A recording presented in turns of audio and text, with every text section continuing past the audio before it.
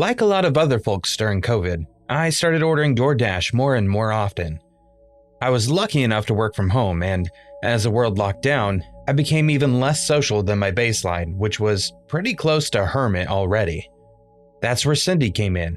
Bubbly, middle-aged, and always smiling, Cindy became my regular dasher. I always figured that delivery drivers were assigned randomly, but somehow every time I placed an order, it always seemed to be Cindy ringing my doorbell. She'd grin a little wider when she handed me the bag. "Here's your order, darling," Cindy would say. Then she'd wink, get into her purple PT Cruiser, and wave as she left. At first, I was ordering once or twice a week, but I hit a rough spot where my job and my personal life both felt as if they were draining away like a sunset into the dirt. Then I started seeing Cindy 2, 3, even 4 times a week. I'm not sure when, but eventually she'd take a break from her deliveries so we could chat on my porch, usually with a beer or two. "Only one more," Cindy would say. "Can't have too many or you'll have to take my keys." She was friendly, if a little intense. Her blonde hair had some silver in it, just like mine. If she came by at night, we'd sit there and drink and point out constellations to each other. Cindy never really talked about her life outside her job. I didn't either. It was a fine thing just to sit. Then I met Morgan. We bumped into each other on one of my rare walks around the neighborhood. She'd just moved in a few houses down. Her dog got off the leash and I helped her track him down. The connection was immediate. For the first time in months, maybe years, I started waking up smiling. I started taking better care of myself, exercising, trying to get out of the house, shopping, cooking.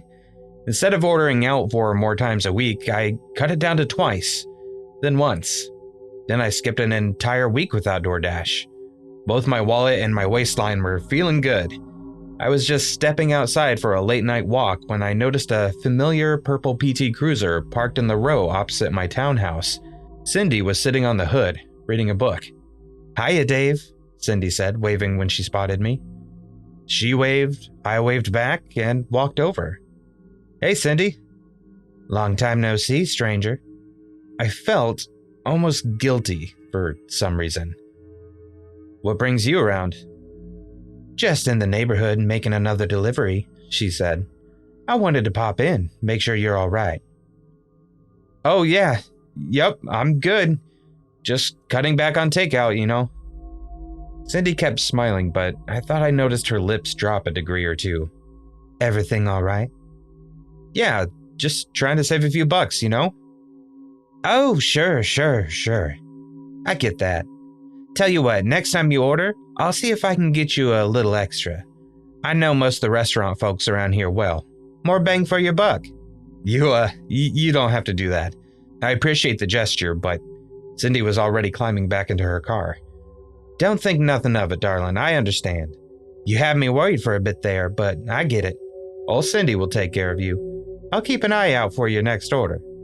I gave a little half wave as she pulled out of the parking lot, then went back inside and canceled my premium DoorDash membership. It seemed like a good time to let it expire. A few nights later, Morgan was over. We were watching a horror movie with the lights out, sharing a big bowl of popcorn between us on the couch. I was trying to devour the popcorn as quickly as possible since maybe we'd move a little closer when the bowl was gone. Just as the monster was about to crawl down the attic stairs on screen, my living room was smothered in white light. "What the heck?" Morgan asked. "I think someone has their brights on in the parking lot." "Pointed right at the damn window too," I muttered, getting up from the couch. "I'm going to go yell at them. Let me know what happens with the movie when I get back." I stepped outside into blinding light. "Hey, asshole!" I shouted. "Your brights are on." I waited for a moment just to show I meant business. Then I walked back inside. Before I made it back to the couch, there was a loud honk from outside. The bastard was laying on their horn. I hurried back outside, but only saw fading taillights leaving the parking lot. I was still a little night blind from the brightness, yet the shadow of the departing car looked familiar. Cindy knocked on my door the next morning holding a pizza.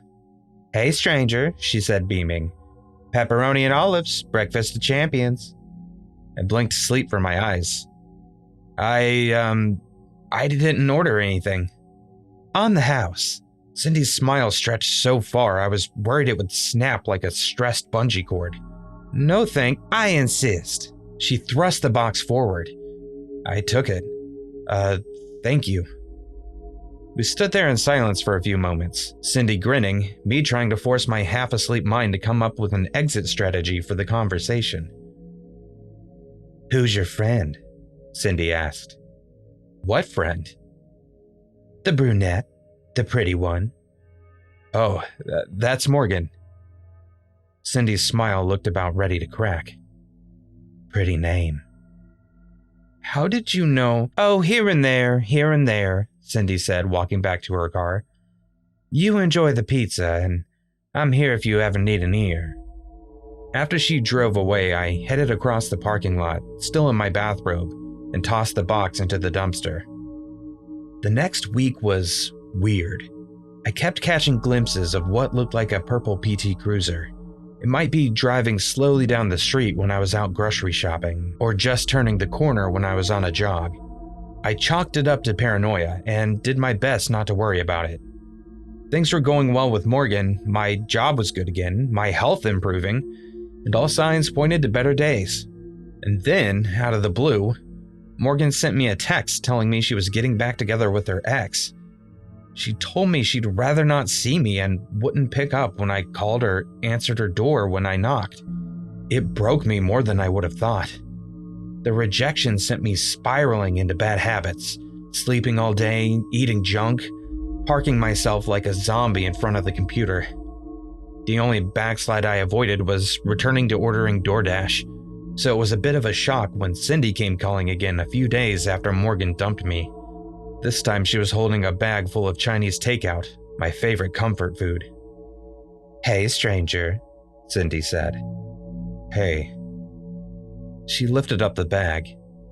Now, I know you didn't order anything, but I had this hunch you might be in the need of a pick-me-up. Dumplings, General Tso's, egg rolls, tempura, udon, all the works. I stood staring for a moment. It had been a crazy couple of weeks. Cindy still creeped me out, sure, but I thought of all those nights we sat on the porch, having a beer and counting stars. Some days, you just need a friend. Would you like to come in? I asked Cindy. I think it's too much food for just me. She smiled. We went inside. It was a hell of a spread. We didn't talk for a while. We just ate. It was probably the best Chinese I'd ever eaten. After polishing off the last of the gyoza, I sat back and took a breath. Good? Cindy asked, blue eyes alive under the kitchen lights. Amazing. You know I'm always here if you need an ear, right? Yeah, Cindy, I know. Thank you. She winked and popped the last bite of her egg roll into her mouth. Have you been having a rough time? How's your little friend, the pretty one? We're not really friends, I guess, anymore. And, yeah, it's been rough. Cindy leaned forward. Yeah? You've had it hard, huh? Had your whole life upended? Your routine? Yes? You have no idea, Cindy hissed, smile still nailed to her face. We had a good thing, and you cut me out. For what? For the first pair of Bambi eyes that got batted your way. That Morgan was trouble. I did you a favor. What the hell are you talking about, Cindy? You stopped ordering. You stopped talking to me. You didn't really leave me any options. I had to stop her, to help you. I shook my head. I don't understand. Cindy smiled wider, all teeth.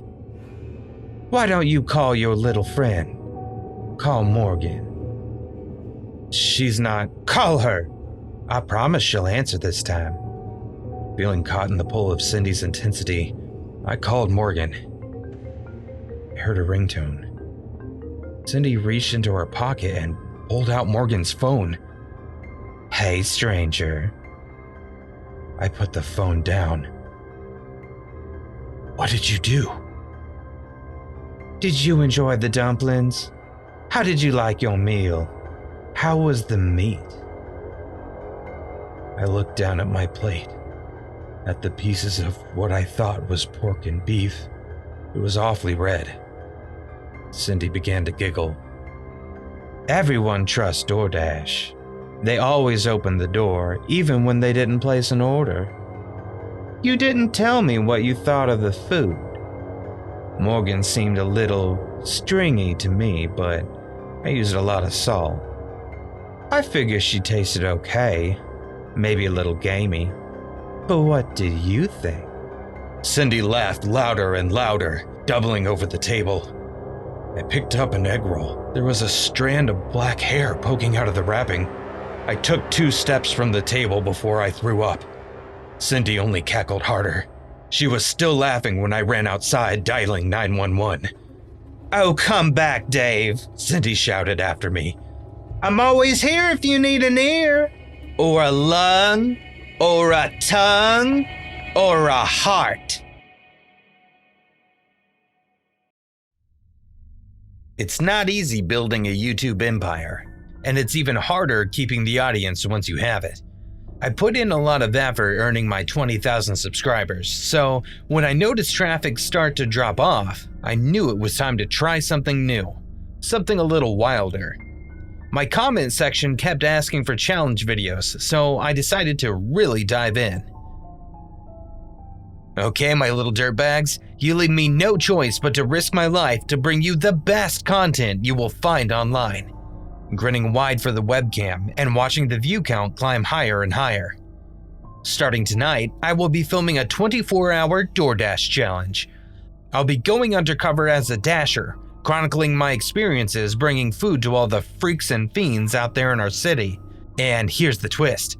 I will take one souvenir from inside each house I visit. That's right, bitches. Your boy will be getting into the homes either by charm or getting past the alarm, baby. Remember that content is king and your boy has the crown. Johnny J out, motherfuckers. Happy dashing. I clicked off the webcam without even glancing at the chat. I knew they'd be going wild. This was going to be huge for the channel, maybe 50k subs by the end of the challenge.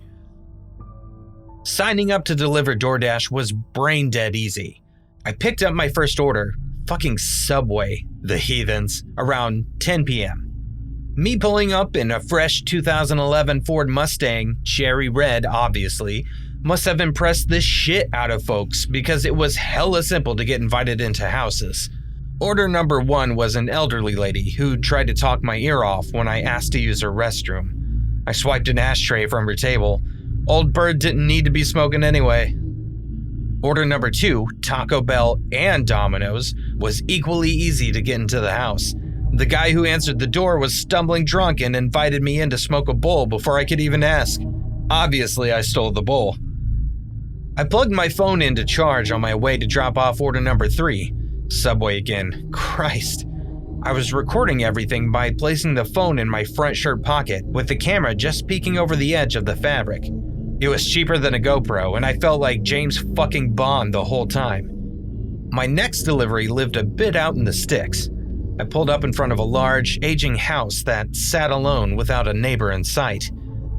There was an old Chevy up on blocks in the front yard and a ton of trash. Classy. I knocked on the door and waited, trying to think up an excuse to pop inside. The largest man I'd ever seen in my life opened the door. I'm about 6 foot even, maybe 6'1" if I'm on Tinder.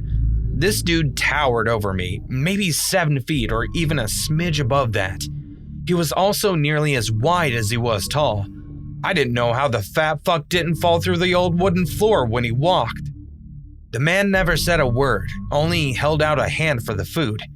I handed over the subs, brain still trying to process this absolute unit of a human. I almost turned around and left before I remembered the challenge. Content is king. Hey, I'm about to... The giant shut the door in my face before I could finish my sentence.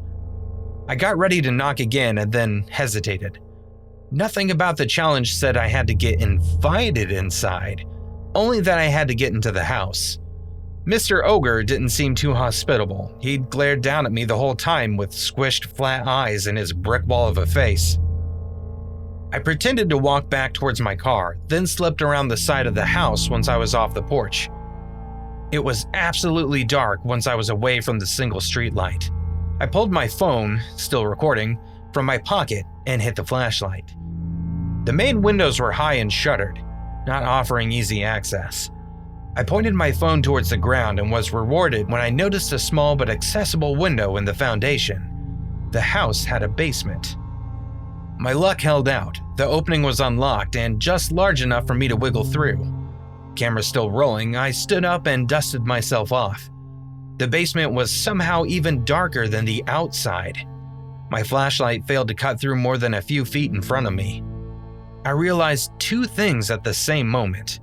I was surrounded by blackout curtains and something down there smelled fucking vile. Jesus! I pulled my shirt up to try to cover my nose and mouth. The odor was like standing in the center of a dozen porta potties all filled to the rim in the middle of fucking August. I considered turning around and scrambling back out the basement window, but I needed a souvenir.